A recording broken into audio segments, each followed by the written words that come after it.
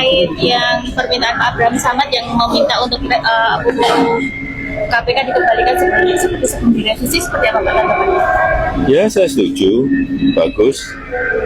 Karena itu dulu inisiatif DPR loh, jangan keliru ya. Jika kita sungguh-sungguh ingin memberantas korupsi, maka koruptor harus dimiskinkan.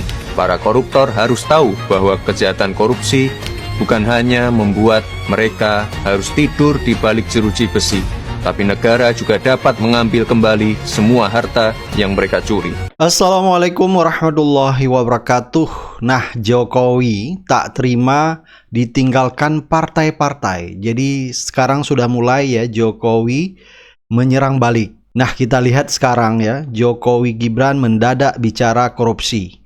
Jadi sampai mengatakan undang-undang KPK dikembalikan ya. Dulu di era Jokowi ya, undang-undang KPK direvisi. Jadi banyak yang mengatakan di balik revisi undang-undang KPK ada Jokowi di belakangnya. Yang pada akhirnya pun KPK dilemahkan dan KPK dianggap tidak punya nyali lagi, bahkan ya di bawah genggaman Jokowi. Nah, yang lebih aneh lagi, tiba-tiba Jokowi ya bicara tentang masalah undang-undang KPK dikembalikan, dan Gibran juga mendadak bicara masalah korupsi supaya undang-undang perampasan aset disahkan. Ada apa ya kira-kira Jokowi Gibran mendadak bicara tentang korupsi? Padahal orang tuanya dia sendiri yaitu Jokowi ditetapkan orang nomor 3 terkorup di dunia oleh NGO internasional OCCRP.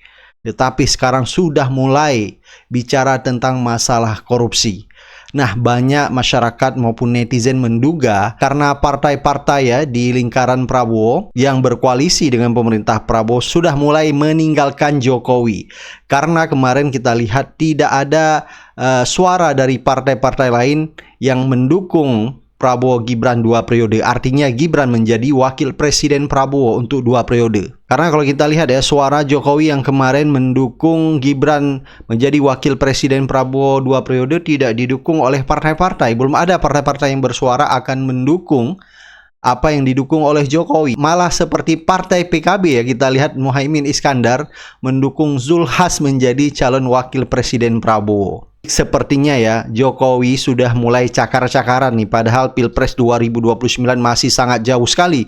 Tetapi sekarang Jokowi sudah mulai ingin membuka diri ya, seperti ingin melawan partai-partai yang tidak seirama lagi dengan Jokowi. Dan ini bukan kebetulan ya, Gibran juga ikut membuat video monolog terkait desakan supaya undang-undang perampasan aset secepatnya dibahas dan disahkan. Nah, ini akan semakin menarik ya jika Jokowi sudah mulai menyerang DPR ya, merasa dirinya tidak didukung lagi oleh partai yang berkoalisi dengan pemerintah Prabowo. Sepertinya dia harus berjalan sendiri nanti di Pilpres 2029. Apalagi PSI tidak ada kursi ya di parlemen. Jadi apa yang bisa diharapkan? Bisa-bisa ya Gibran tidak akan menjadi wakil presiden Prabowo lagi. Dan kemungkinan Gibran akan mencari calon presiden yang bisa menyaingi Prabowo. Nah, sampai ada kalkulasi total politik yang mengatakan untuk menyaingi Prabowo, Gibran harus berpasangan dengan Anies Baswedan, dan ini tidak akan mungkin terjadi ya. Masa Anies Baswedan harus berpasangan dengan Gibran? Ya, jadi bisa-bisa Gibran akan menjadi gelandangan politik di Pilpres 2029 jika Prabowo tidak mau berpasangan dengan Gibran ya. Nah, ini ada juga bocoran dari Said Didu di saat pertemuan kemarin ya dengan Prabowo. Said Didu mengatakan Prabowo itu seperti acuh tak acuh terhadap Gibran ya.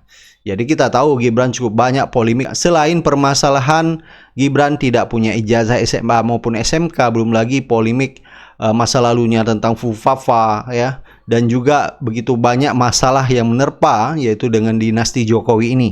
Seandainya Gibran tidak dibutuhkan lagi atau tidak dijadikan lagi sebagai calon wakil presiden di periode keduanya Presiden Prabowo, apa yang harus saya lakukan gitu. Skenarionya adalah Anies Gibran. Anies Gibran apa Gibran Anies? Anies Gibran. Kenapa? Karena gini, menurut saya tetap Pak Jokowi tetap realistis. Untuk menjadikan Gibran Rakabuming Raka sebagai seorang presiden itu tidak bisa dilakukan di tahun 2029. dia butuh figur yang lain. Yang penting jangan kaget, Mas Anies Baswedan akan bersama Mas Gibran Raka Buming Raka seandainya Mas Gibran tidak bersama Pak Prabowo lagi. Nah, artinya kalau kita hari ini melihat bahwa seorang Anies Baswedan itu antinya Jokowi, ketika ada Ahmad Ali sekarang bergabung dengan PSI dan punya kedekatan dengan Jokowi, ya politik kan cair. Artinya kita bakal terkejut lagi dengan manuver Mat Ali mungkin di 2029. Manuver Jokowi dong. Iya, dalam konteks ini Mat Ali kan 2024 Mat Ali lah yang membuat perkawinan antara Anies dan AHY jadi bubar kan. Kepada yang terhormat Pak Joko Widodo, Presiden ke-7 RI, mohon tidak mencari muka pada isu Undang-Undang KPK yang nyata-nyata dirubah pada masa beliau, yaitu tahun 2019. Saya mendapatkan informasi dari bocoran-bocoran di legislatif atau DPR bahwa rencana itu sudah agak lama sebenarnya Undang-Undang KPK mau diamputasi. Tapi DPR sebagian membocorkan kepada saya bahwa belum berani karena belum dapat lampu hijau dari istana. Nah, pada tahun 2018 itu sudah mulai ada lampu hijau, maka DPR berani melakukan pembahasan dengan super kilat. Bahkan pengambilan keputusannya pun dengan cara aklamasi yang dipaksakan. Padahal itu harusnya voting karena ada 2 fraksi yang tidak setuju. Nah, karena prosesnya itu di DPR tetap harus bersama eksekutif, bersama pemerintah pembahasannya. Jika Pak Jokowi tidak setuju, mestinya ada 2 hal yang bisa dilakukan waktu itu. Tidak mengirimkan perwakilan pemerintah untuk membahas bersama DPR. Tapi nyatanya kan dikirim utusan untuk membahas bersama DPR, artinya pemerintah setuju. Jadi jangan kemudian sekarang membalik bahwa tidak setuju dengan bukti tidak tanda tangan. Loh, tidak tanda tangan itu kan juga konsekuensinya 30 hari langsung sah dan diundangkan di dalam lembaran negara dan berlaku gitu loh. Jadi ya kalau sekarang ngomong bahwa tidak tanda tangan itu ya sekali lagi saya mengatakan itu adalah cari muka.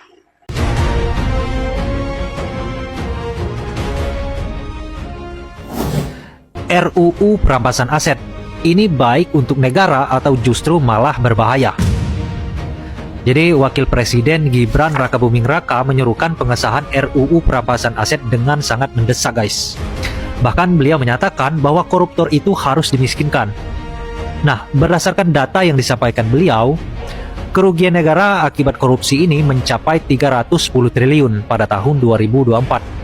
Namun hanya 1,6 triliun yang berhasil dikembalikan.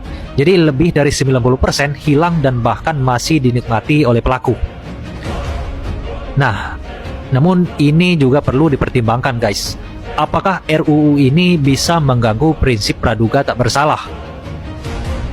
Karena harus kita ketahui juga, RUU perampasan aset ini juga bisa menjadi pisau bermata dua.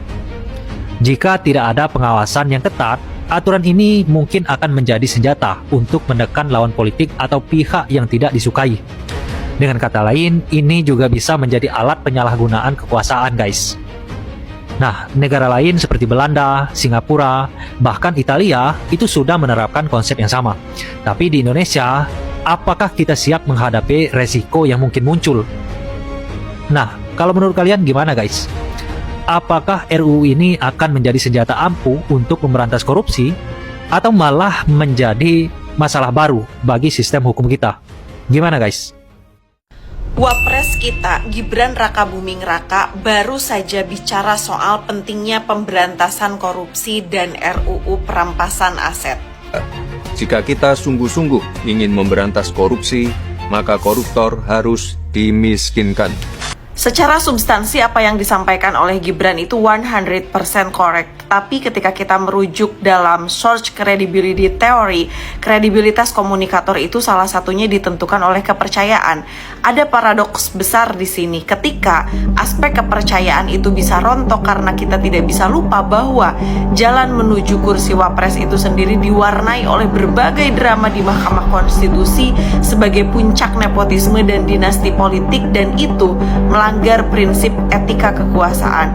Jadi, bagaimana kita bisa bicara soal integritas hukum jika pondasi kemenangan Gibran itu sendiri sebagai wapres dianggap banyak pihak itu sebagai hasil otak-atik demi melanggengkan kekuasaan keluarga. Menurut teman-teman semua, kira-kira Gibran Raka Buming Raka untuk seia sekata antara perkataan dan perbuatannya berani nggak ya untuk mengundurkan diri dari wapres ini agar tetap ada dalam prinsip etika kekuasaan sebagaimana yang disampaikan oleh Gibran? Kita harus bicara mengenai fakta ya, bahwa ini kan awalnya dari Pak Abraham Samad ya, yang meminta kepada Presiden Prabowo, salah satunya ketika bertemu itu adalah meminta KPK kembali yang lama, atau bahasa saya adalah reset factory gitu ya, kalau misalnya handphone ya, kembali ke asal gitu. Itu pertama. Kemudian kedua kan ditanyakan kepada Pak Jokowi karena beliau ada presiden pada saat itu. Ada hal yang menurut saya harus yang belum clear yang dari statementnya Pak Jokowi, bahwa walaupun itu adalah inisiatif dari DPR, tetapi kan inisiatif itu tidak akan bisa ya menjadi suatu undang-undang ketika tidak ada surat persetujuan dari presiden. Dan kita tahu Mbak Diana juga waktu itu masih sering ngepost di KPK ya, bahwa sudah berapa tahun gitu ya, semenjak dari Presiden SBY tidak pernah ada surpres. Kalau masalah inisiatif dari DPR emang dari dulu gitu, tapi kan tidak pernah bisa dibahas ketika presiden tidak mengeluarkan supres. Dan Presiden Jokowi kan kemudian mengeluarkan supres, akhirnya menunjuk Menkumham waktu itu ya untuk membahasnya. Kemudian akhirnya jadilah masalah. Kemudian Pak Jokowi tidak menandatangani, itu kan sebenarnya hanyalah formil saja, bahwa kalaupun tidak ditandatangani presiden ya tetap sah. Artinya pada saat itu sebenarnya presiden bisa mendengarkan loh ya Mbak Diana, aspirasi masyarakat. Kita tahu demo hampir di seluruh Indonesia untuk menolak pelemahan KPK. Tapi kemudian pada saat itu ya tidak digubris ya, malah keluar supres. Sementara DPR kita tahu ketika ada supres yang keluar, ya ini adalah momentum bagi mereka untuk segera mengesahkan. Dan Wapres Gibran dengan lantang bicara soal penegakan korupsi. Semoga bukan hanya narasi. Kalau serius berantas korupsi, maka koruptor harus kita miskinkan, ujar Anies. Ya, yang sekarang dikutip sama Wapres Gibran lewat dorongan RUU perampasan aset. Tapi teman-teman tahu kan, siapa tokoh yang masuk nominasi sebagai tokoh terkorup di dunia yang sampai hari ini belum pernah diperiksa? Tapi sini Pak, jika koruptor harus dimiskinkan, maka siapa yang benar-benar diperiksa? Dan siapa yang sekedar disentuh narasi, tapi tidak pernah benar-benar diperiksa secara hukum? Indonesia hari ini memang terlihat masif memberantas korupsi, terbukti dengan survei menunjukkan kepercayaan publik yang cukup tinggi. Kasus dibuka, angka-angka diumumkan, aset disita, meski kita tidak pernah benar-benar tahu apa hukuman untuk mereka para koruptor. Lalu saya punya pertanyaan, apakah di negeri ini memang hukum ditegakkan atau selalu mengikuti arah angin kekuasaan? Pertanyaan ini berangkat dari rasa skeptisme saya. Sebab di negeri ini hukum seringkali terdengar lantang, tapi kadang terasa selektif juga. Yang jauh dikejar, yang berada di lingkaran dipeluk erat, dilindungi. Menurut keyakinan saya, seringkali di negeri ini kawan dilindungi dengan dalih stabilitas, sementara lawan diadili dengan dalih integritas. Jika memang perang melawan korupsi benar-benar tanpa kompromi, maka semoga perang itu berlaku untuk semua tanpa kecuali, tanpa tebang pilih. Karena hari ini masyarakat juga udah paham Pak, mana komitmen dan mana kepentingan. Bantu share kawan, kata kita, kekuatan kita.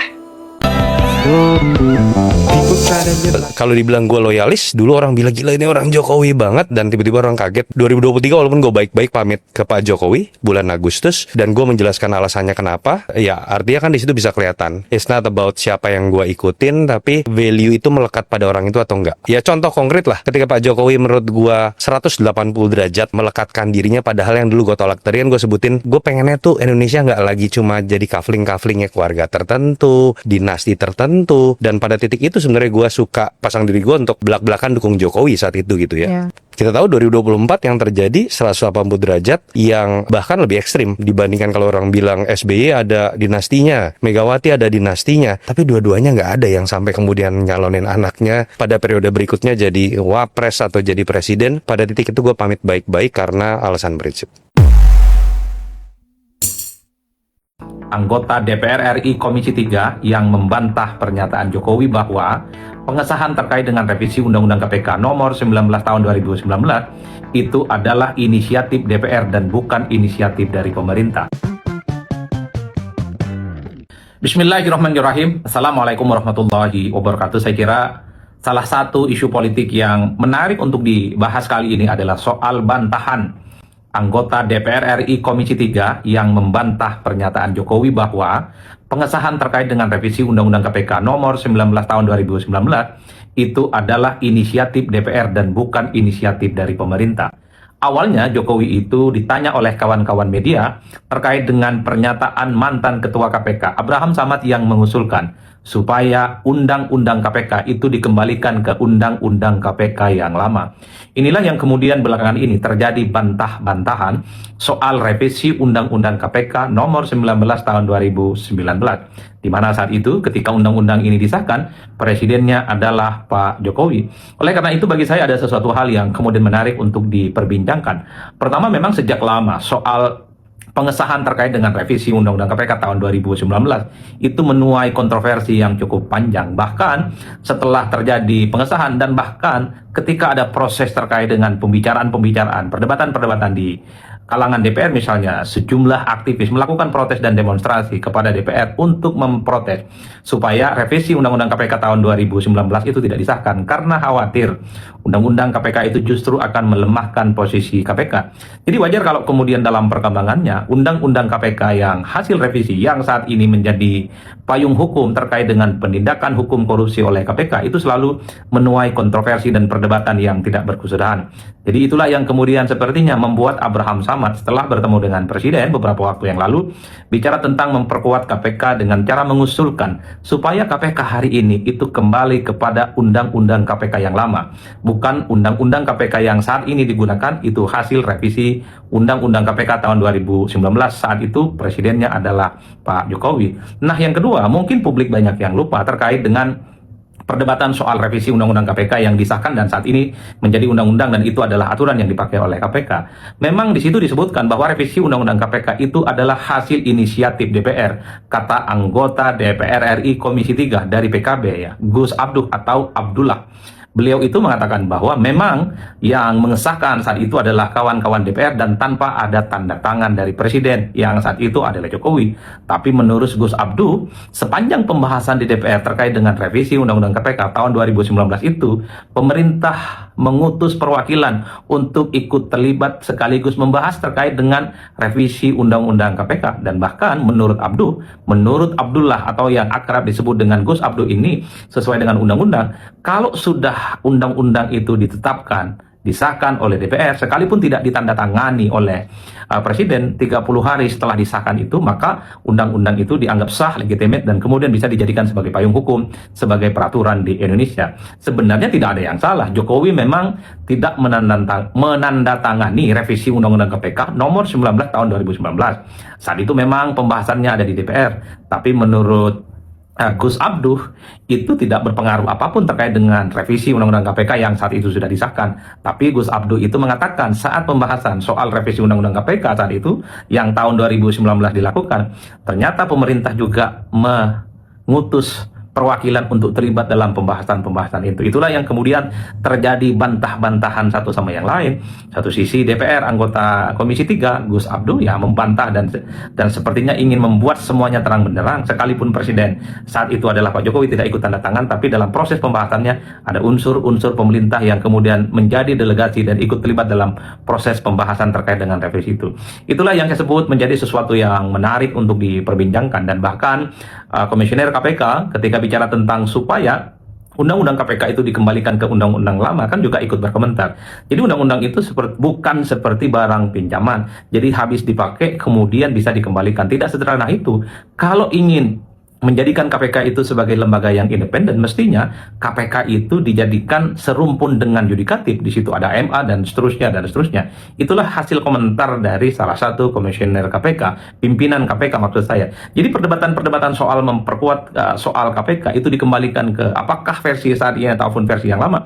Tentu saja ini menjadi sesuatu yang terus menjadi perdebatan yang dalam sehari dua hari ini tentu tidak berkesudahan. Terjadi polemik dan terjadi kontroversi. Itulah yang kemudian membuat saya tertarik untuk untuk membahas supaya semuanya clear. Tapi bagi saya, terlepas bantahan dari anggota DPR RI, Komisi 3, politisi PKB, ya Gus Abduh, soal pernyataan Pak Jokowi, atau Pak Jokowi setuju bahwa semestinya KPK itu kembali kepada undang-undang yang lama sesuai dengan apa yang diusulkan oleh Abraham Samad. Tapi satu hal yang penting semangatnya adalah soal bagaimana memperkuat KPK. Yang paling penting adalah soal supremasi hukum, soal penuntasan persoalan korupsi. Memang di Indonesia itu harus tuntas setuntas-tuntasnya.